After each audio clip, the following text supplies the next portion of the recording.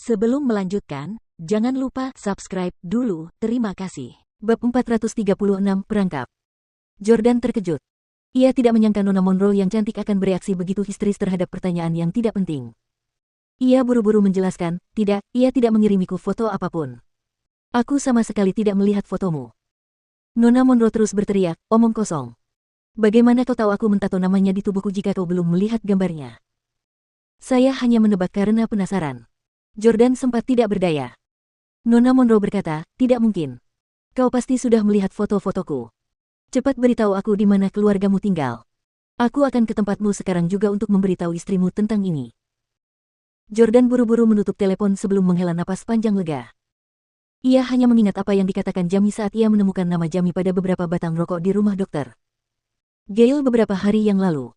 Jamie akan menandai semua rokok dan wanita miliknya dengan namanya. Sepertinya Jamie masih belum bisa menghentikan kebiasaannya setelah bertahun-tahun. Rokok itu memang miliknya. Jordan menggelengkan kepalanya dan berdoa agar suatu hari ia tidak bertemu dengan Nona Monroe secara kebetulan. Kalau tidak, ia akan mendapat masalah besar. Setelah itu, Jordan mengetuk nomor telepon milik Kate yang dikirim Nona Monroe kepadanya sebelum menelepon. Halo, siapa yang berbicara?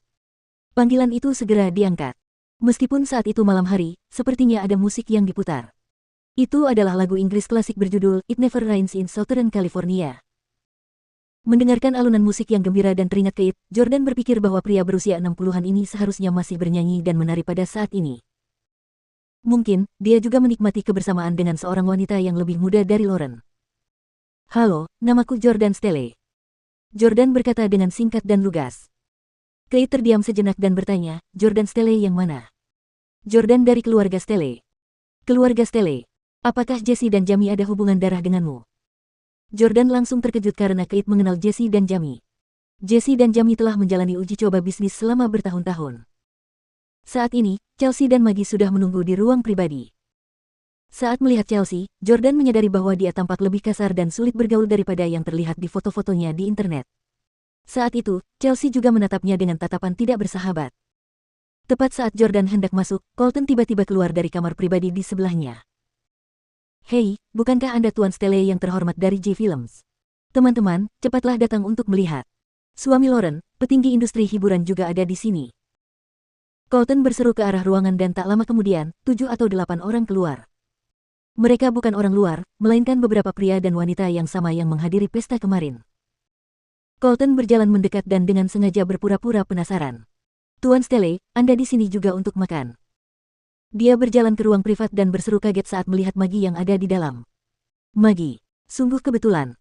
Anda pasti Mes Adams dari Dreams Entertainment, kan? Colton berinisiatif untuk menghampiri dan menyapa Chelsea. Chelsea pun tersenyum dan berkata, kamu sepupu Maggie, kan? Aku senang sekali bertemu denganmu. Duduklah dan minumlah teh. Colton juga tidak berdiri dengan sopan.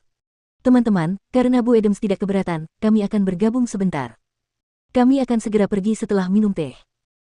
Semua teman sekelas Lauren memasuki ruang pribadi itu. Jordan berdiri di tempat dan mendengus dingin. Kebetulan. Siapa yang kau pikir kau tipu? Colton pasti tahu waktu dan tempat yang telah disetujui Chelsea. Faktanya, dialah yang memberitahu Chelsea tentang Jordan. Orang-orang ini jelas ada di sana untuk menontonnya mempermalukan dirinya sendiri. Jordan menatap Colton dan yang lainnya. Colton, kalian benar-benar dekat, ya. Kalian baru saja menghadiri reuni teman sekelas tadi malam dan kalian akan berkumpul lagi sore ini. Sebagai tanggapan, Colton berkata, bukannya kita tidak bersenang-senang tadi malam. Kebetulan saja tempat kerja kita dekat, jadi kita makan siang bersama di sini. Tuan Stelle, tenang saja, kami akan minum teh dulu dan pergi. Kami tidak akan menghalangi Anda. Anda bisa melanjutkan dan melakukan apa yang perlu Anda lakukan. Colton memberi isyarat agar mereka mendekat. Jordan mendengus dingin dan mengabaikan mereka. Dia masuk, menatap Chelsea, dan memanggil Nona Adams. Yang mengejutkannya, Chelsea berkata dengan nada sarkastis, hei, aku terkejut. Kupikir kau akan memanggilku Chelsea atau Chels.